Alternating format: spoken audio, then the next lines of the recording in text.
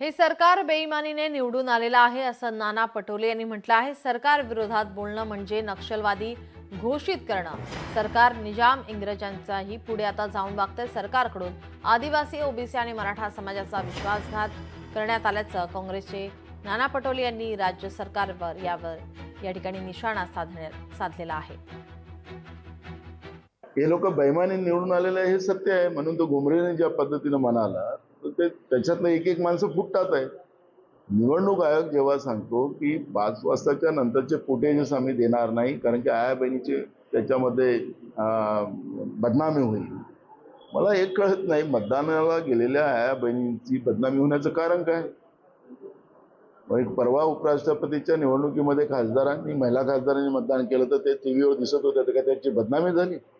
म्हणजे असं जे लपवाछपवी देशाचे मुख्य निवडणूक आयोग करत असतील आणि कुठल्या बूथवर किती मतदान झालं हे सांगू शकत नसतील, ते फुटेज देत नसतील, ते लपवत आहेत, हे तर आता स्पष्ट झालेलं आहे।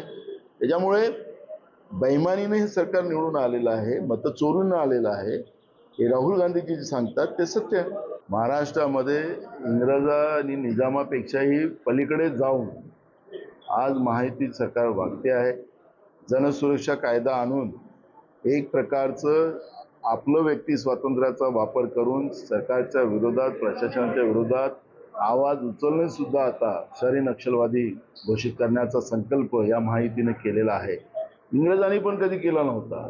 इंग्रजांनी पण कधी असं म्हटलं नव्हतं की तुम्ही आतंकवादी किंवा नक्षलवादी आहे। त्यांच्या ह्याच्यात तुमचं मत मांडता येत होतं, पण भाजपने ज्या पद्धतीनं आज महाराष्ट्रामध्ये, देशामध्ये जे एक प्रकारची अघोषित आणीबाणी जी सुरू केलेली आहे ते ही निजाम आणि इंग्रजापेक्षा पुढची आहे। त्यामुळे लोकशाहीचा घात करण्याचं पाप ज्या लोकांनी केलेलं आहे त्यांना हे बोलण्याचा कुठलाही अधिकार नाही। मनोज जरांगे हा आमचा विषय नाही, ते कुठले पॉलिटिकल नाही, एका समाजाचं नेतृत्व करतात आहे। त्याच्यामुळे मनोज जरांगे पाटलांच्या बद्दलचं कुठलंही वक्तव्य मी करणार नाही, कारण की ते राजकीय नाही। त्याच्यामुळे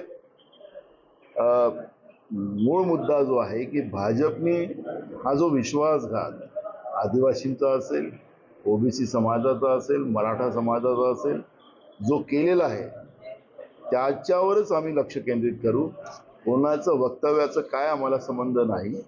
राजकीय ज्या पद्धतीनं राजकीय व्यवस्थेच्या आधारावर जो या सगळ्या बहुजनाचं नुकसान झालेलं आहे त्याचं चित्र आम्ही बरोबर जनतेसमोर मांडू आणि निश्चितपणे लोकांनाही आता ते कळायला लागलेलं आहे की आम्हाला या लोकांनी फसवलेलं आहे। लोकशाही मराठी ऐका, पहा, जागरूक रहा।